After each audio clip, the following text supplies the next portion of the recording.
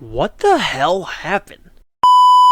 Would you believe it if I told you that this team has had Shohei Ohtani since 2018 and Mike Trout since 2011, and they only made the postseason once, and that was before Shohei Ohtani?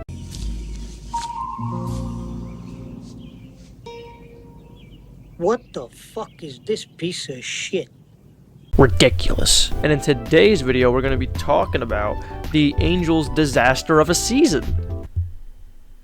I mean, from the outside looking in, I feel like it's very easy to just say, like, the team's bad, the team sucks, blah, blah, blah. I feel like there's so many moving parts into why this team is horrible. I mean, you have players regressing who are supposed to be good, like Mike Trout. You have terrible pitching.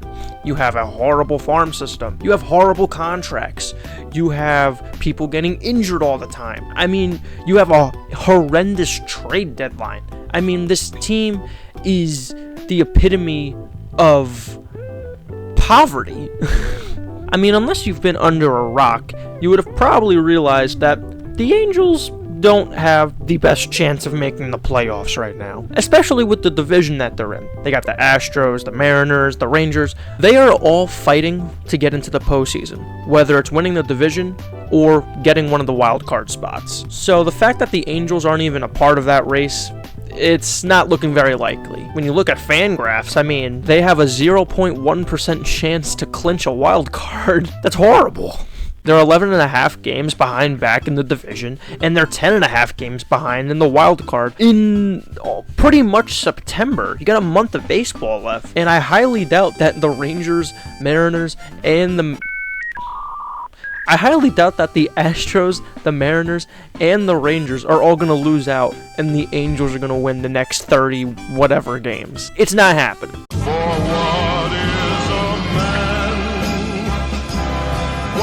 So come along on this journey with me, and let's discuss how the Angels have quite literally ruined their future and will not be a good baseball team anytime soon.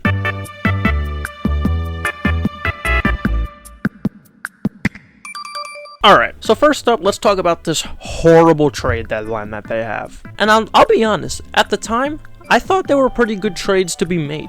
I thought getting CJ Cron and Randall Grichuk was really going to beef up the offense. I thought that acquiring Lucas Giolito and Reynaldo Lopez was going to help the pitching staff. But I mean, just looking at what happened, I mean, none of these people have really helped this team at all. It's okay to make bad trades. It's okay.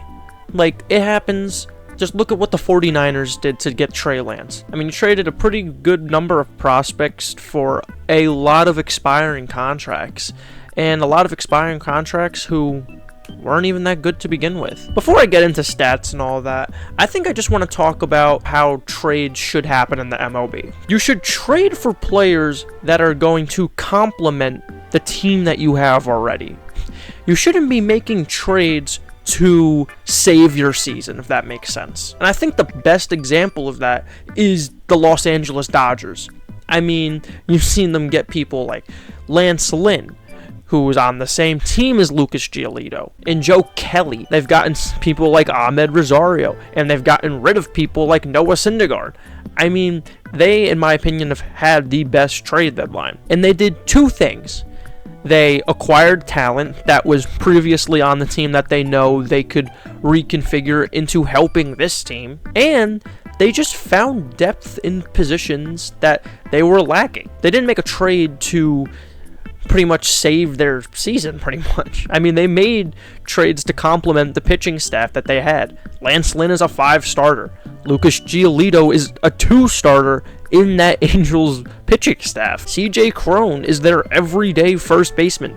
Ahmed Rosario and Kike Hernandez split time between second and shortstop. And also another thing, the Dodgers are just probably, if not the best team in the league at developing players. I mean, look at people like they have on their team right now, like James Outman and Jason Hayward. It's unbelievable. But pretty much what I'm saying is that the Angels pretty much threw up a Hail Mary and it failed. So let's look at these players that we're talking about. Let's look at CJ Cron. CJ Cron, since he's come over to the Angels, we're just going to be looking at the month of August for him. CJ Cron in the month of August has hit for a .220 average, has hit 1 home run, and has had 9 hits within 41 at-bats. That's not helping anybody. And I'm pretty sure he's been missing a lot of games. His last game that he played was August 15th. Now let's look at the worst of the two, being Randall Grichuk. Randall, since coming over, has played in most of the games that he's been in, but he has hit for a 140 average, and in 86 at-bats has had only 12 hits. That is horrible. And those are 2 expiring contracts, so you're not going to get those guys back next year. And I mean, now let's look at Lucas Giolito, who I think is probably the worst out of all of these trades. His last start, I'll give him that. He did do pretty well on August 22nd, going about 6 innings, only allowing 1 earned run on 5 hits. That's not bad. But in the month of August alone, he's pitching at a 7 ERA. And this is supposed to be a mid-4s guy. And you're trying to put him as your second arm in that rotation behind Ohtani. And don't even get me started about Ohtani. So, long story short, these trades aren't working out. These players are underperforming severely. And it's starting to get really late in the season for these players to start turning it around. This is crunch time. We're in the dog days now. Now let's talk about some injuries that have plagued the Los Angeles Angels, because they haven't been lucky. I mean, just looking at the transactions list, I mean, Mike Trout just recently got on the 10-day IL for wrist pain. CJ Cron, a guy they just traded for, is on the 10-day IL. Zach Neto, their everyday shortstop, is on the IL for 10 days. Taylor Ward is pretty much done for the season, being on the 60-day IL. The man, the myth, the thief himself, Anthony Rendon, is on the 60-day IL and is probably out for the rest of the year. A guy they just drafted, surprisingly, Ben Joyce, pretty good reliever, but is on the 60-day IL and is not coming back this season. And then don't even get me started on the catcher position. And then don't even get me started on the catcher situation. I mean, their tandem going into the season was Max Stassi and Logan O'Hoppe. Max Stassi at the beginning of the year got placed on the 60-day IL. Whatever. Then Logan O'Hoppe got placed on the 60-day IL, and to be honest, I don't know who was starting for catcher for them. And then even just recently, as of 3 days ago, Max Stassi is back on the 10-day IL. It's one thing having players underperform. That's whatever. I mean, it's going to happen. But having injuries and having people not playing, that's a very, very big problem. And even just recently, Shohei Ohtani. It looks like he's going to have to get another Tommy John surgery, which sucks. That is horrible, and I feel horrible for him. And they're still having him hit. Now, I understand that technically you're still in the playoff race, but I mean, come on, don't be a dick. Let the guy rest up and get a big contract and play for a new team next year. Or if you want to re-sign him, which I'm pretty sure you want to, why would you overstress this? It just doesn't make sense to me. I mean, like, just lay down and die. And, I mean, we've seen this in the past. The Angels like to move at a very fast pace, especially when it comes to drafting prospects and calling them up to the big league. We'll talk about that a little later, but they also do that with players and injuries. They try to have players on the field as much as possible, whether they're hurt or not. And that's why you see all these guys getting hurt all the time. That's why you see Mike Trout getting injured every year and missing so much time. This is the second time he's been injured this year. This is why you've seen Shohei Ohtani have Tommy John when he first came over to the MLB, and why he's getting Tommy John again. So just like the lack of depth and the lack of rest that they give these players definitely does not help this team whatsoever. Here we go. Let's talk about the farm system.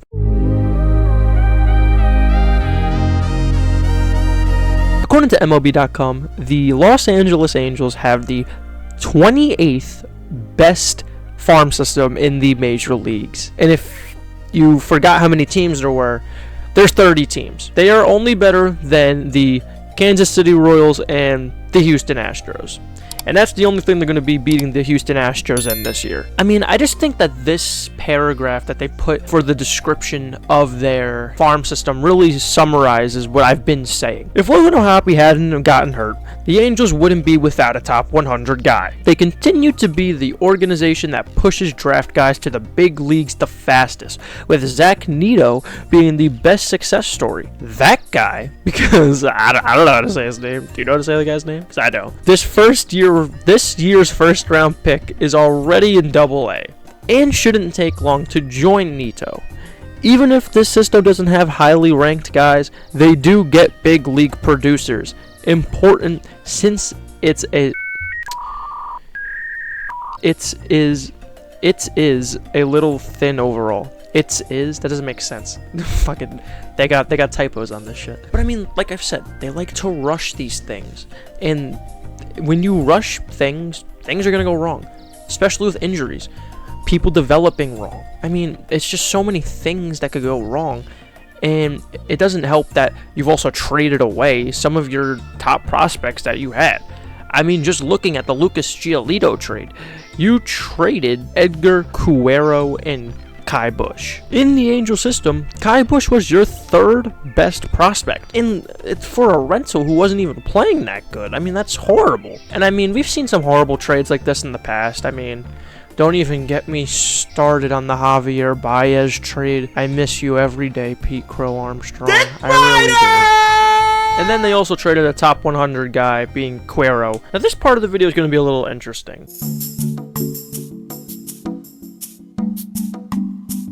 At the time, they were all good signings. And I think at the time, they needed to make those signings, but I think they've just gotten very unlucky with who they got. So let's look at some of these big contracts that they've given out over the past couple years. First up, we'll look at Mike Trout. In 2019, you signed Mike Trout to a 12-year, $426 million contract extension, fully guaranteed. I mean, just looking at the amount of times he's been injured and all these things, I mean, May 2018, gets a calf strain, misses 139 days. July 15th, 2020, misses a month. July 4th, 2023, misses 50 days. August 23rd, 2023, hand pain, which just happened. We don't know how long he's going to be out.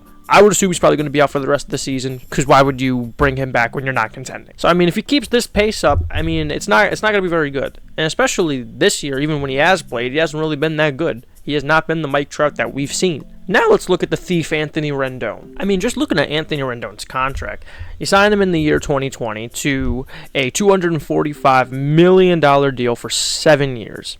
In that contract, there's a full no-trade clause. You are stuck with this guy. And at the time, I would say it was a good signing. He just came off winning the World Series with the Nationals, and he looked like to be a top 5 third baseman in the league. And then he got to the Angels. I mean, just looking at the amount of times he's been injured on his list is ridiculous. I mean, just looking at his injury list is ridiculous. I mean, since 2021, he's been injured 9 times. 9 times! 9 times he's been injured. He's out for his groin for 15 days. Then he's out for his knee for 10 days. Then he's out for his hamstring for 90 days. He's out for his wrist for 14 days. He's out for his wrist again for 104 days, his longest time missed. He's out for his groin one more time, and that's 23 days missed. He's out for his wrist, that's 12 days. And then now he's out for his shin for 46 days. Probably not coming back this year. And look at the amount of cash that he's been paid while he's been injured. I'm gonna do the quick math right here and tell you how much money he's made from just being injured alone. Alright, so over the past 4 years, he has made $127 million. And just off of this chart alone, if I did the math correctly, over that $127 million, he has stole $60,528,321. Holy sh! That's half the contract. He stole half of his money. And the time he has played, he hasn't even been good. And then, I mean, like, where are they, even if they wanted to re-sign Ohtani, where would they find the money? They don't even have, they can't. they have two insanely massive contracts. Just in those players alone, being Mike Trout and Anthony Rendon, they are locked in to over $600 million. And even with Shohei Ohtani's UCL tear, he's looking at a contract near $500 million, the largest contract in MLB history. So you're going to tell me that the Angels are going to be willing to spend over $1 billion on Shohei Ohtani, Mike Trout, and Anthony Rendon? It's not happening. And the final thing I would like to talk about in this video is going to be how they've practically screwed over Shohei Ohtani.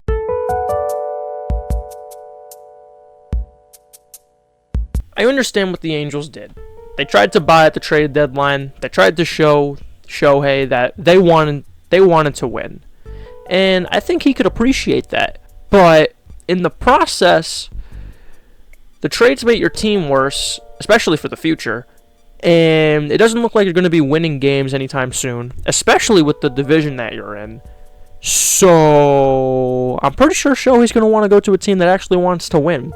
Whether that's the Mariners, whether that's the Dodgers, whether it's the Mets, I don't know. During the trade deadline, I really thought they had a good chance of re-signing Shohei Ohtani. I mean, if you watch the video that I made about the Angels about the trade deadline, you would hear me say that. But a couple months later, or a month later, I feel like it's completely different. I think the Angels have no chance of getting him back. And at that point, that just makes a lot of the things that you did at the trade deadline look even worse. You traded away a lot of your top prospects for a bunch of rentals to keep a rental on your team, and it didn't work. And now you don't have a farm system to develop players and bring players up. You got injury-prone players in your starting lineup like Mike Trout and Anthony Rendon, who are making a lot of money.